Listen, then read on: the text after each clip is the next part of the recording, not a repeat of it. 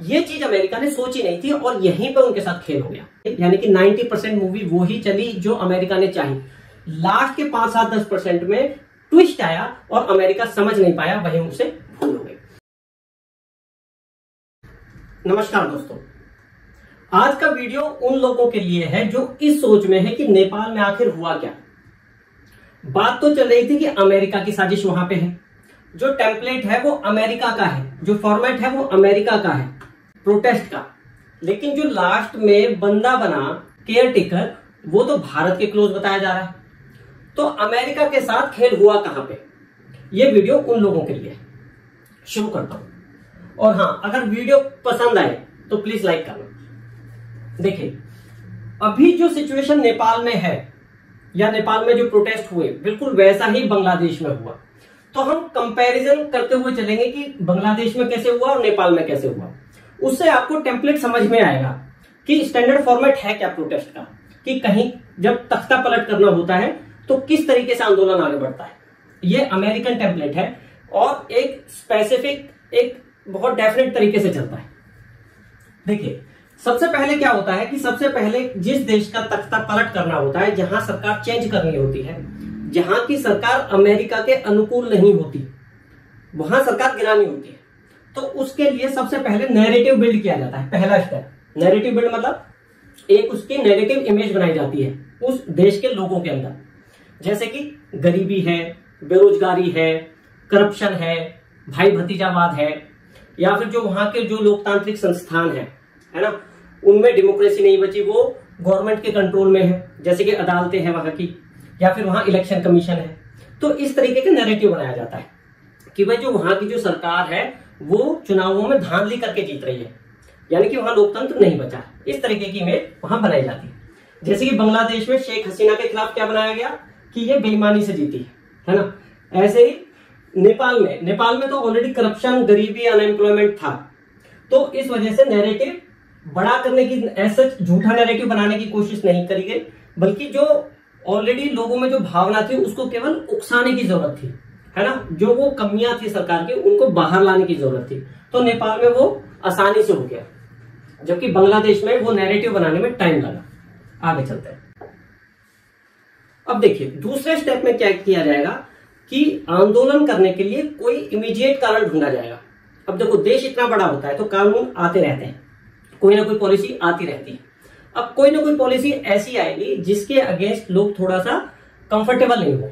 जैसे कि बांग्लादेश में क्या हुआ था, बांग्लादेश में कानून लाया गया, जो फ्रीडम फाइटर्स थे जिन्होंने बांग्लादेश बनाया था उनके परिवारों के लिए कुछ कोटा दिया गया सिविल सर्विसेज में, गवर्नमेंट जॉब्स में। तो इसको लेकर बांग्लादेश में प्रोटेस्ट किया गया। वहीं पे नेपाल में रीजन थोड़ा सा बड़ा था, उन्होंने एकदम से 26 जो सोशल मीडिया एप्स थे वो एकदम से बैन कर दिए थे। बैन क्या कर दिए थे, सुप्रीम कोर्ट की डायरेक्शन थी एक्चुअली नेपाल में कि उनको रेगुलेट किया जाए, यानी कि जो टर्म्स एंड कंडीशंस है किसी कंट्री के, जो लोकल लॉज हैं वो फॉलो कराने के लिए उनको रेगुलेट किया जाए। फॉर एग्जांपल, कहीं कोई कंप्लेंट है किसी देश में किसी एप्लीकेशन के थ्रू, फॉर एग्जांपल मेरी फेसबुक पे कोई कंप्लेंट है, भाई मेरा डेटा वहां से हट गया या मेरा डेटा चोरी हो गया, तो मैं कहाँ जाऊं, क्योंकि उसका ऑफिस ना तो हमारे देश में है ना, और मुझे कुछ सिस्टम नहीं पता कि वो हम एग्जैक्टली करें क्या। तो इसी तरीके से कोई देश होता है वो कोशिश करता है कि उन चीजों को रेगुलेट किया जाए, जिससे कि हमारी कोई कंप्लेंट है, कोई ग्रीवांस है, तो उसको प्रॉपर एड्रेसल मिल पाए। तो नेपाल में लेकिन गवर्नमेंट ने क्या किया, उन एप्स को एकदम से बैन कर दिया। तो वहां पे लोग परेशान हुए, किसी की फाइनेंशियल इशू है, किसी का कम्युनिकेशन इशू है, भाई अर्निंग भी तो होते सोशल मीडिया से, तो किसी का वो इशू है रोजगार से रिलेटेड या किसी का कम्युनिकेशन से रिलेटेड है। देखिए, जो नेपाल की बड़ी संख्या बाहर रहती है तो उनको कम्युनिकेशन की बहुत ज्यादा जरूरत रहती है। अब जैसे ही मीडिया एप्स कर दिए तो लोग तंग हो गए, तो वो सड़कों पर आ गए। लेकिन ग्रुप, छोटे छोटे ग्रुप बना के वो प्रोटेस्ट करते रहे थे, मतलब 2 दिन इस तरीके से प्रोटेस्ट चला। अब क्या होता है, जो नेक्स्ट स्टेप है, ये जो छोटे छोटे प्रोटेस्ट हैं लोगों को इकट्ठा करके अगले स्टेप में बड़े शहर में, जो मेन सिटी है वहां का, जैसे भारत में जैसे फॉर एग्जांपल दिल्ली है, मुंबई है, तो जो मेन सिटी है उस देश का, वहां पे लोग बड़ी संख्या में इकट्ठे किए जाएंगे। अब वो जो कॉज है उसमें बहुत सारे इनोसेंट लोग ये सोच रहे होंगे कि हाँ ये सरकार ने गलत किया है, कुछ लोग तो उस पॉलिसी के अंडर चल रहे होंगे जो किसी फॉरेन ताकत ने वो प्रोटेस्ट जो अरेंज कराए है ना, किसी एनजीओ के थ्रू कराए हैं। देखिए मैं एक चीज और बता दूं, होता कैसे है प्रोटेस्ट, वो जो देश चाह रहा है, फॉर एग्जांपल अमेरिका चाह रहा है, तो वो क्या करेगा, उस देश में जैसे भारत में कराना है तो भारत के किसी एनजीओ से कांटेक्ट करेगा, वहां पैसा भेजेगा बड़ी मात्रा में। तो वो एनजीओ है, अगर उसमें कोई लीडर टाइप बंदा है तो वो खुद मैनेज कर लेगा प्रोटेस्ट, और अगर वो कैपेबल नहीं है तो वो वहां के लोकल जो विपक्षी दल है उनसे कांटेक्ट कर सकता है कि भाई प्रोटेस्ट कराएं, कैसे कराएं। ठीक है, यानी कि कुल मिला के प्रोटेस्ट के लिए बैकग्राउंड में कुछ लोग काम कर रहे होंगे जो कि सत्ता का मजा लेना चाह रहे होंगे, प्लस पैसे उनको बाहर से आ रहे होंगे इस तरीके से। और गवर्नमेंट ने जब कोई स्कीम लेके आई, कोई कानून लेके आई, तो बहुत सारे न्यूट्रल लोग होंगे, इनोसेंट लोग होंगे जो उस कानून से खुश नहीं होंगे। तो जब इन्होंने प्रोटेस्ट ऑर्गेनाइज कराया तो वो लोग इसमें शामिल हो गए, यानी कि उसमें कुछ इनोसेंट लोग हैं, बड़ी संख्या में इनोसेंट लोग हैं, और कुछ ऐसे लोग हैं जो एज एजेंट्स काम कर रहे हैं, जो किसी सोच समझ के कुछ काम कर रहे हैं, एजेंडा के थ्रू काम कर रहे हैं। ठीक है, तो बड़े शहर में इकट्ठे होंगे बड़ी मात्रा में लोग। ठीक है, गाइड करने वाले या जो लीड करने वाले वो लोग हैं जो एजेंट्स बाहर से काम कर रहे हैं, बाहर के लोगों के कांटेक्ट में। ठीक है, तो ये इकट्ठे हो जाएंगे।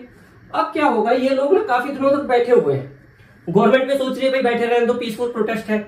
लेकिन क्या होगा, जैसे कोई फेस्टिवल आया, कोई बड़ा ओकेजन आया, क्योंकि अब बैठे हुए उससे काम तो चल नहीं रहा, तो वो सिचुएशन ना कुछ कन्फ्रंट की सिचुएशन क्रिएट कर देंगे। बोलेंगे कि नहीं भाई, हम तो जैसे हमें उस बिल्डिंग के पास जाना है, हम पार्लियामेंट के पास हमें प्रोटेस्ट करना है, मतलब ऐसा कुछ सिचुएशन क्रिएट करेंगे कि जैसे वहां की पार्लियामेंट है उसको घेरने की कोशिश करेंगे, वहां की जो कोई मेन एक्टिविटी है उसको घेरने की कोशिश करेंगे। कहने का मतलब यह है कि सिचुएशन इस तरीके की क्रिएट की जाएगी कि जहां प्रशासन को कुछ एक्शन लेना पड़े। तो जैसे ये वाली सिचुएशन है, ये वाली सिचुएशन है, यानी कि कन्फ्रंटेशन की सिचुएशन, टकराव की सिचुएशन प्रशासन के साथ करी जाएगी।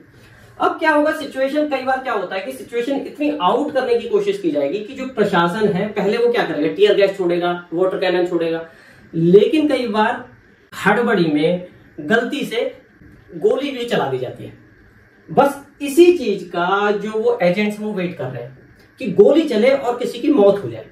अब जो मौत है, अब जो ये प्रोटेस्टर्स हैं, इन बेचारों को नहीं पता कि गोली चलेगी, ऐसा कुछ होगा, वो इनोसेंट लोग हैं। जैसे ही गोली चली और किसी की मौत हुई, उसको बहुत बड़ा इंटरनेशनल कवरेज दिया जाएगा। देखिए जैसे ये फोटो है ना, ये फोटो जो है पूरे वर्ल्ड में फैल जाएगी, ये फोटो है पूरे वर्ल्ड में फैल जाएगी, यानी कि उस देश को बहुत, उस सिचुएशन को बहुत हाइप करके, वो जो घटना हुई है उसे बहुत हाइप करके प्रेजेंट किया जाएगा। देखिए घटना तो बड़ी ही है, इसमें शक नहीं है, किसी की मौत हुई है, यहां मौत हुई है, घटना तो बड़ी ही है, लेकिन जो घटना का जो सिलेक्शन है, उस सिलेक्शन के पीछे जो इंटेंशन है, प्रॉब्लम उसमें है। क्योंकि घटनाएं बहुत सारी होती हैं, हजारों लाखों लोग दुनिया में मरते हैं, सबको इस तरीके से कवरेज नहीं मिलता। तो प्रॉब्लम इंटेंशन में है, घटना बड़ी है, इसमें कोई शक नहीं। तो इस घटना को इतना हाइप, इतना मीडिया कवरेज मिलेगा कि जो वहां के खुद के लोग हैं उस देश के, उनको लगेगा कि यार ये सच में बहुत गलत किया है सरकार ने। एक तो उन्होंने गलत कानून लाया जो मतलब हम सेटिस्फाई नहीं है, फिर ऊपर से गोली भी चलाई, यानी कि लोगों की जान भी गई। और इस तरीके के जो प्रोटेस्ट होता है उसमें युवा बच्चे होते हैं, 18, 20, 24, 30 इस साल इतने उम्र तक के बच्चे होते हैं। तो क्या होता है कि मतलब पब्लिक ना इमोशनल हो जाती है और ज्यादा संख्या में इकट्ठे होने लगते हैं, यानी कि प्रोटेस्ट बड़ा होने लगता है। और एक तरीके से एक ये स्वीकृति मिल जाती है कि ये जो गवर्नमेंट है इसको हटा देना ही सही है, जो गवर्नमेंट है वो तानाशाही है, अपने मन की कर रही है और इसे हटा देना चाहिए। तो इस तरीके से जो है एक लेजिटिमेसी मिल जाती है कि भाई सरकार को हटा दो। अब जैसे बदनामी होती है सरकार की पूरे वर्ल्ड में जो चल रही है फोटो, तो सरकार क्या करती है, जो कानून था इमीडिएट जिसके ऊपर प्रोटेस्ट चालू हुआ तो वो उसे वापस लेगी। तो क्या होता है, जैसे बांग्लादेश में जब हुआ जॉब कोटा, ये कानून वापस लिया गया, ऐसे नेपाल में भी जैसे ही बैन लगाया उसे हटा दिया गया बैन को।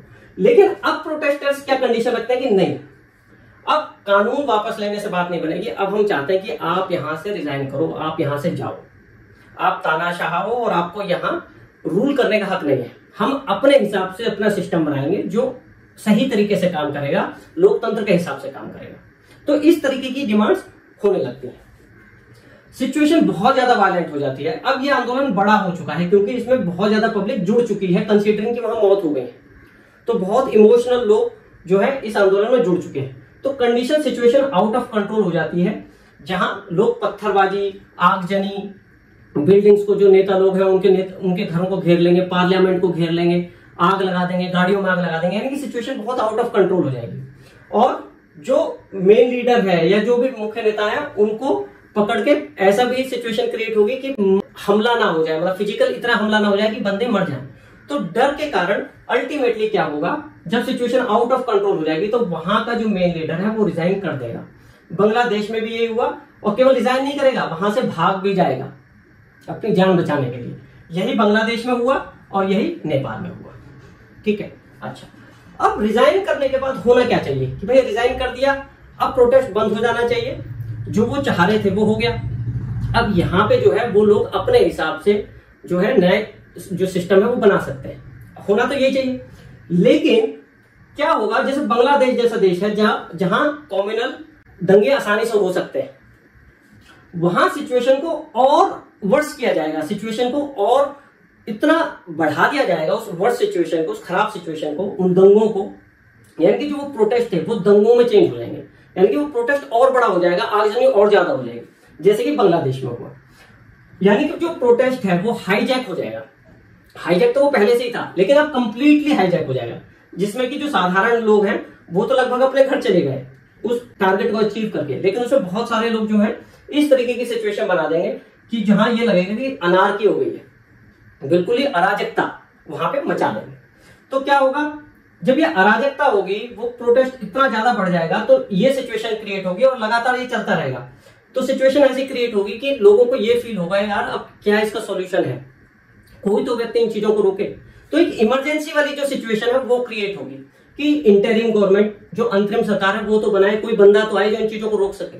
तो वहीं पे जो वो फॉरेन जो विदेशी शक्तियों को जो एजेंट बैठा है, उसका कोई बंदा उस जो मेन बंदा है, एजेंट है, उसका नाम फॉरवर्ड कर देगा, आगे कर देगा कि यार इसको बना दो। अब जैसे बांग्लादेश के केस में क्या हुआ, जो मोहम्मद यूनुस है उसकी सबसे पहले अमेरिका ने इमेज बिल्ड की, उसको नोबेल प्राइज अवार्ड दिया, उसकी इमेज एज अ इकोनॉमिस्ट उन्होंने स्थापित की बांग्लादेश में। तो जैसे ही इस मोहम्मद यूनुस के गुट के लोगों ने, छात्रों ने इसका नाम आगे किया, सब लोग तैयार हो गए, क्योंकि सबके नजर में ये इकोनॉमिस्ट है, यानी कि इकोनॉमिस्ट यानी कि जो देश को संभाल लेगा बहुत अच्छे तरीके से, है। तो जैसे इसका नाम आगे किया और इसको सरकार का उस टाइम का हेड बना दिया, जो, और ये बंदा क्या है, ये वहां से लिंक्ड है, जो बाहर की जो शक्ति है। तो बाहर की जो शक्ति चाह रही थी, जैसे फॉर एग्जांपल अमेरिका है, वो जो चाह रहा था कि हमारा बंदा वहां पे बैठे, जो हमारे हिसाब से काम करे, वो बंदा यहाँ पे फिट हो गया। अब बांग्लादेश में एक सिचुएशन क्या हुई कि जो मोहम्मद यूनुस है ना, इसकी जो इमेज थी वो तो इकोनॉमिस्ट की थी, तो जो कट्टरवादी लोग थे वो बहुत ज्यादा एक तरीके से इतने हैप्पी नहीं थे, क्योंकि उनका दिमाग अलग डायरेक्शन में चलता है। उनका दिमाग ये है कि हम कैसे जो और कम्युनिटी है देश में, समाज में, उनको कैसे लूटें, उनकी बहन बेटियों को कैसे उठाएं, उन पे कैसे अपना अधिकार करें, उन्हें कैसे कन्वर्ट करें, कैसे अपनी संख्या बढ़ाएं। तो एक जो इस तरीके का जो समुदाय था, इस तरीके के जो लोग थे कट्टरवादी बांग्लादेश में, उनको खुश करने के लिए ये मोहम्मद यूनुस ने इस तरीके के कई डिसीजंस लिए। इसने हिंसा को रोका नहीं, होने दिया, जिससे कि जो कट्टरवादी लोग हैं वो इससे खुश रहे। तो इसने इस तरीके से अपनी वहां पे जड़ें मजबूत की, कट्टरवादियों को खुश करके। अब आते हैं हम नेपाल पे। यहां तक सिचुएशन दोनों देशों में सेम रही। यहां शेख हसीना ने रिजाइन किया और यहां केपी ओली ने रिजाइन किया। यहां के बाद सिचुएशन चेंज हो गई, जो अमेरिका ने एक्सपेक्ट नहीं की थी।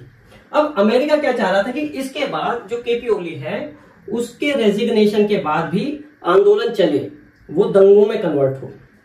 लेकिन नेपाल में सिचुएशन अलग है। नेपाल में मेजोरिटी जो है वो हिंदुओं की है, तो वो कम्युनल राइट्स में वो चेंज नहीं हुआ। हालांकि सिचुएशन वहां भी थोड़ी खराब हुई, जो एजेंट्स थे उन्होंने सिचुएशन खराब की, वहां भी जेलों से कैदी भगा दिए गए, वहां भी होटलों में आग लगाई गई। लेकिन एक अच्छी बात हुई वहां पे अच्छी बात यह हुई, जो आर्मी है उसने सिचुएशन को कंट्रोल में कर लिया।